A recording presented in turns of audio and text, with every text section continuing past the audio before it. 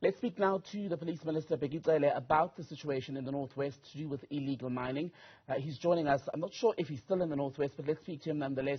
Minister Bheki Cele, very good evening to you, sir. Welcome to News at Prime. So you've been out in the Northwest today. I'm curious about what you make of the situation as you found it and what you mean when you say you're going to be intensifying your efforts to deal with illegal mining.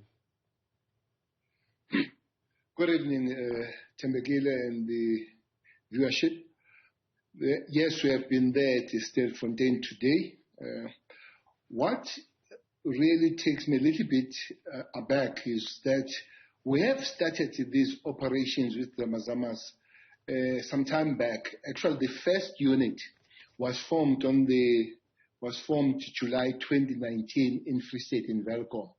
We had a problem there that these Zama Zamas, they were diverting water underground, diverting electricity. So we had to deal with the mines of Welkom. That unit is still there in Free State dealing with these matters. But this problem is spread in mostly in five provinces. That would be your Gauteng, your Free State, your Northwest, and Mpumalanga, and Limpopo. But it's intensified here in Gauteng. So we have created some response capacity on the matter. Today what you saw is a third major operation. There are operations around, as you would see at Krugersdorp and other places, Carltonville and all that. The first one was in October last year, where 87 people were arrested and 6 people, because those that engaged the police, they were armed like this today. 6 of them were shot and killed. 87 of them appearing in court tomorrow, Thembekile. And the second one was in Northwest Rustenburg, where they just went there, they opened the mine. It was one of the biggest operations. 3 people there, they're appearing in court, were still chasing 3 more. Today, 20 were arrested. They'll be appearing in court. We found those 24 firearms, high caliber AKs, and those people, most of the time, the big number of the foreign nationals. So it's a unit that is there, is a unit that is multidisciplinary from the side of the police and different units that are acting. Indeed, we need to pursue that, but also working with the sister departments, especially the Home Affairs and the Department of Minerals and Energy, who will help us a lot in terms of rehabilitation and closing down of these mines, which will reduce the work of the police pursuing them. So, criminals, as you would know better than most, are not stupid by their nature, are they? And now that they're seeing these blitz operations and you targeting some of these illegal mining operations, I mean, when you look at the level of weaponry that you found at some of these scenes, the vehicles, I remember in a bust recently as well, a week or 2 ago, in Gauteng, and you look at what they are using, that suggests a level of sophistication. What work is being done to make sure that you catch them before they are able to move on or even flee? Well, these, especially these 3 I'm talking about, are intelligence-driven. As I've said, that is a multi-approach. It will be your units of your Hawks, which is DPCI. It will be your Special Task Force, your TRT. It will be intelligence-driven and all that. For instance, the one today, we have been working on it for some time. Most people, they see it as it happens, and they don't know where it started and how much preventative things have been put in place there to be able to implement it, to be able to unleash that action on that particular day. There are many. There are many other operations, we call them projects, that are going on. On that then, Minister Cele, does your intelligence speak to how widespread the problem is? Do you have a number in terms of how many illegal operations are in the country and perhaps the length of time it would take to eliminate them altogether? Is exactly what I'm saying, that we have many, we call them projects. Is there a number? Yes, there is a number, but how it many? would be good. It will be good not to say the number at the present moment. When do you hope to have eliminated them all? The number between 12 and 15. Are these operations or the investigations currently? I'm trying to get an idea of how many you believe exist in the country. Well, Zama Zamas are spread all over, and these Zama Zamas will be, we put them in levels. We categorize them from 1 to 5. 1 are those that we go and chase and find them underground, usually Tembegele, and those that you see every day when they are arrested and all that. But you go beyond that, where you go to those that they linked with the top guys. Those are 2 and 3s. We arrested those last week. I'm sure you saw those in Cultural Bill, 6 of them with the high caliber cars and the very soft life, good, beautiful houses, all of them. They are furnishers, import and all that. And those, they supply it either national and international. Those are 4 and 5s. At the present moment, especially the Hawks and Intelligence is dealing with those 3, 4, 5s, which are sophisticated, but we're chasing them. Some of them are known, and the projects are with them. How many do you think you will have arrested by the end of the year? Well, I'll be presumptuous to say how many, but as I've said, 3 and 4, we have started to arrest 6, and we have those that are within our eyes and are within our hands to be arrested, especially at the level 4. Maybe to give the time frame would be not very correct, but definitely that will be before the end of the year. Is the goal for the SAPS to eliminate illegal mining or bring it down to manageable levels? SAPS alone, Tembegile, cannot finish this one. And that's why sister departments must come on board, especially the Home Affairs, because most of these people are illegal people here. And that is a secondary work for the police, is a primary work for the Home Affairs. That's why they must really come on board. But bigger than that is the Department of Mineral Energy, because including the owners of these mines, because they are supposed to rehabilitate these mines. They're supposed to close these shafts as they leave. They leave them open, and that invite these Zama Zamas to be part of that, to go and work on the shaft that have been worked there before. They are very deep shafts, like the one that we were today is 2.5 kilometers down.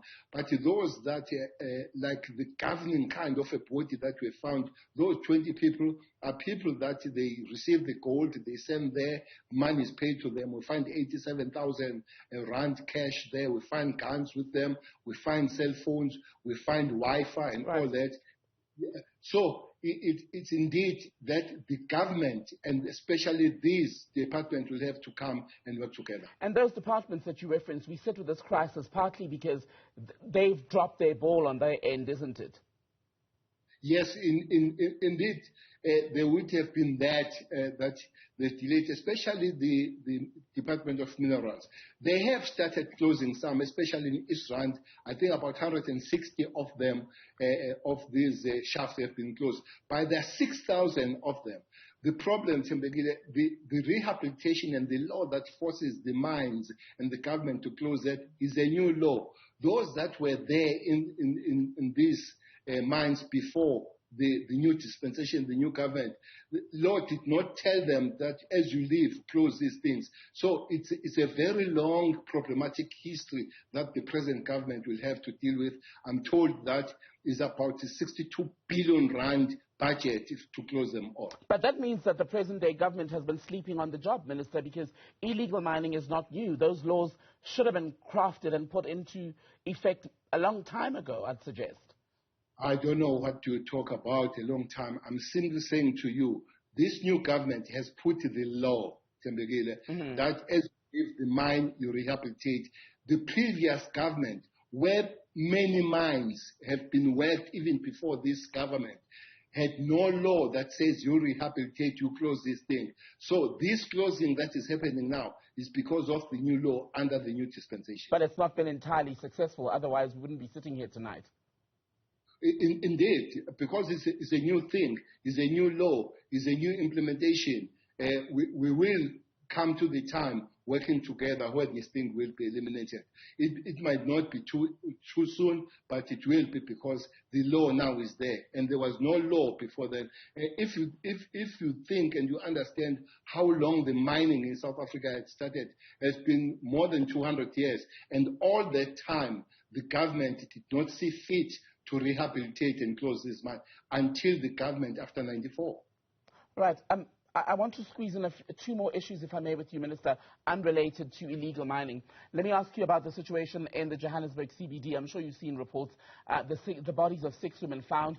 21-year-old man arrested. He's been linked to the murder of at least one of these women. They're believed to have been sex workers who were reported missing, the first one around June, July.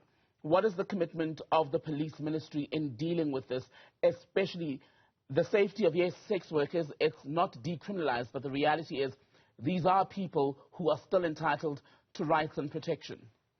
Well, for now, the police will have to arrest, investigate, and find. I'm told that the team that is working on this matter have finally or conclusively linked one person, and it looks like there are other people that are missing. But the broader question we are raising of decriminalizing and legalizing the sex work is not necessarily the matter for the police. The police, they don't make laws, they implement laws. When that comes, that is legitimate, and surely police will follow that law. But for now, it's not legal. That's why police needs to protect them, but at the same time, they need to investigate the crime that has been committed. But you see, that's the complaint from some of the sex workers, that when they do go to police stations to report whatever abuse or harassment they've suffered, what the officers deal with first is them being sex workers, which, as you say, has not been decriminalized. But that does not mean that officers should not investigate them being abused in other ways, does it? They do. They do report, and the officers, they do respond, indeed not adequately. That's why then, even including this one, there is an issue to say that police did not take it very serious at the beginning. When that happens, Tembegile will investigate as the police, but you also know that there is independent body, IPID, that look after these matters when the police get out of their way. But indeed, it will help once this is decriminalized and is a legit kind of life, and it will help to reduce this kind of abuse. Finally then, Minister, let me ask you about Dorado Park. I'm not sure if you've been monitoring that story. The Joburg Mayor, Zama Zamas, was there yesterday. He made a string of promises to help the community at JMPD level. But people say there's been an escalation in gun violence. They don't feel safe. They've been camping outside the police station for, I think, 29 days now. What commitment can you give them? What assurance do they have from you as the police minister tonight? One has been there, not once. The National Commission has been there. The cry there again, is across the board. They are not only crying for the police, especially the leadership. They would say there are drugs, and drugs are not, and rehabilitation is not for the police. It's for the social development. They are complaining about the issue of schooling in that particular area. That is for the education. They say they are tired of seeing the police coming alone. Bring the whole government in that particular area. I hope the mayor himself, together with other government departments that have been mentioned, will be able to go there and simultaneously, as we come together, address the community rather than a single department as the police have been going there. And indeed, they are camped out of the police station, but the cry is not only for the police, it's across the board. Police Minister Bheki Cele, good to have your time tonight, sir. Thank you.